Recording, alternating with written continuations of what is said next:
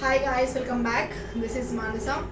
Today we are going to discuss can I learn mainframes.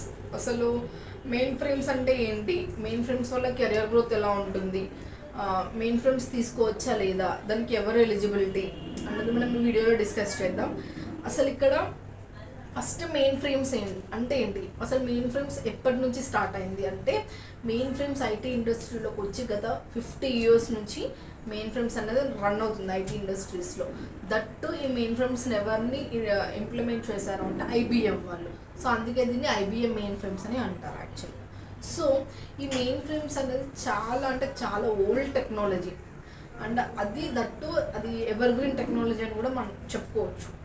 Main frames అనేది అసలు ఈ main frames like fresher level openings, experience level openings ఎలా ఉంటాయి అనేది మనం చూద్దాం. ఈ మెయిన్ ఫ్రేమ్స్ టెక్నాలజీ ఏ ప్రాజెక్ట్స్ని బిల్డ్ చేస్తుంది, ఏ ప్రాజెక్ట్స్ మీద వర్క్ చేస్తుంది అంటే బ్యాంకింగ్ పైన, ఫినాన్స్ పైన, ఇన్సూరెన్స్, గవర్నమెంట్ ప్రాజెక్ట్స్, ఇలాంటివి పెద్ద పెద్ద ప్రాజెక్ట్స్ అన్ని మెయిన్ ఫ్రేమ్స్ హ్యాండిల్ చేస్తుంది.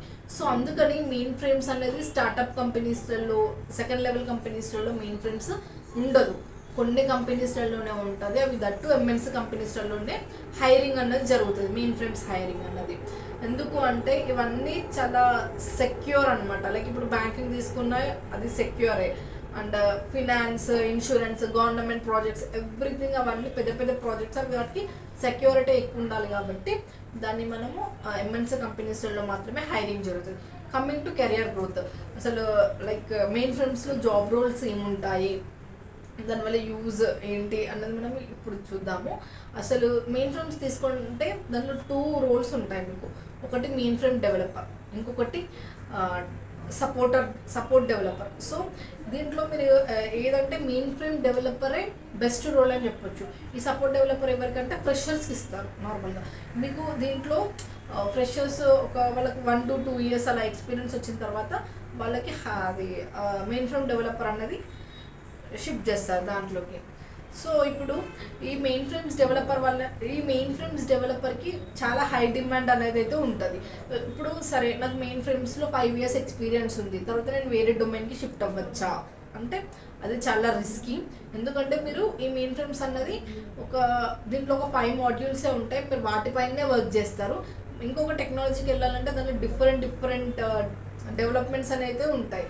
సో ఈ మెయిన్ ఫ్రేమ్స్లోనే మీరు అడ్వాన్స్ నేర్చుకొని ముందుకు వెళ్ళొచ్చు, కానీ వేరే డొమైన్కి అయితే షిఫ్ట్ అవ్వలేము, అది చాలా కష్టం.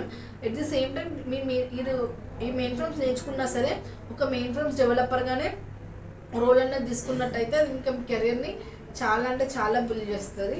And at the same time ఈ మెయిన్ ఫ్రేమ్స్ వల్ల కెరియర్ అన్నది 7 to 8 years వరకు కూడా మీ కెరియర్ అన్నది అలాగే ఉంటుంది. ప్యాకేజెస్ లెవెల్గా చూస్తే కూడా హై ప్యాకేజెసే ఉంటాయి. మనకి ఎంఎన్సీ కంపెనీస్లోనే జాబ్ వస్తుంది కాబట్టి మనకి ప్యాకేజెస్ లెవెల్ కూడా హై ప్యాకేజ్ లెవెల్సే ఉంటాయి. ఈ మెయిన్ ఫ్రేమ్స్లో మనకి కొన్ని మాడ్యూల్స్ ఉంటాయి. దీనిలో ప్రోగ్రామింగ్ లాంగ్వేజెస్ వచ్చేసి కోబాల్ ఉంటుంది, ఇంకోటి మీరు డేటాబేస్ నేర్చుకోవాలి, VSAM, JCL అవి ఉంటాయి. సో మీరు ఈ 5 modules మీదనే మీరు మెయిన్ ఫ్రేమ్స్లో వర్క్ చేయాల్సి ఉంటుంది. సో ఫర్దర్ డీటెయిల్స్కి నేను కింద నంబర్ ఇస్తాను, కాల్ చేయండి.